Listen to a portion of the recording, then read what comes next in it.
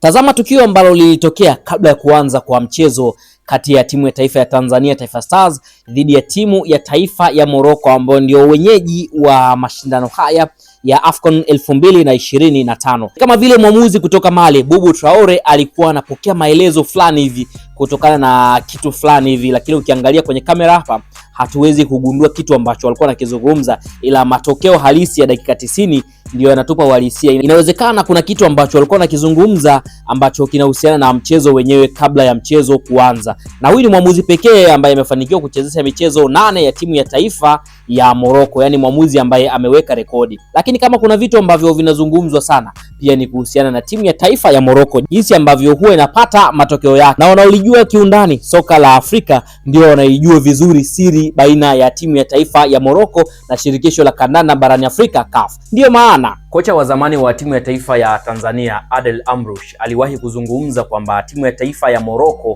huwa inatumia mambo ambayo ni ya nje ya uwanja ili kuweza kupata matokeo.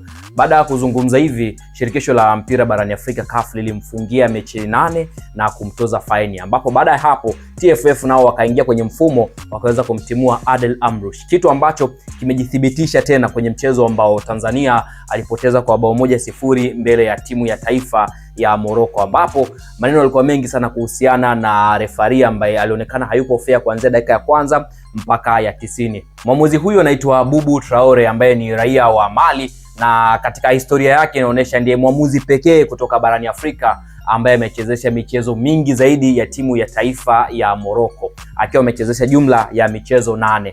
Na katika michezo hiyo 8 ambayo Boubou Traore amechezesha kwa timu ya taifa ya Morocco ni michezo 4 ya kirafiki na michezo 4 ambayo ni ya kimashindano. Katika michezo yote hiyo Morocco imeshinda mechi zote 8, na katika mechi zote hizo wamepata penalti 3, wamefunga zote penalti ambazo zimewanufaisha timu ya taifa ya Morocco. Na katika michezo yote hiyo 8 Morocco hajapoteza, lakini amefungwa goli 1 tu katika michezo hiyo ambayo Boubou Traore amesimamia. Katika mchezo wa jana yako mengi ambayo yamezungumzwa. Kubwa zaidi ni tukio ambalo linasemekana kwamba ni penalti, tukio la Idi Selemani ama Idi Nado ambaye alifanyiwa madhambi, lakini Taifa Stars ilipambana kile anavyoweza. Ukiangalia kuna kosa nyingi pia ambazo zilitokea. Simon Msuva alipata mpira ambao alitakiwa aunganishe kwa kichwa akaweza kuokoa, lakini pia ukiangalia Faisal Salum naye kuna muda alipata mpira naye akafanya maamuzi ambayo hayakuwa sahihi. Yote kwa yote Taifa Stars wamejitahidi, lakini issue ilikuwa kwa mwamuzi Boubou Traore ambaye ni mwamuzi pekee kutoka katika bara la Afrika ambaye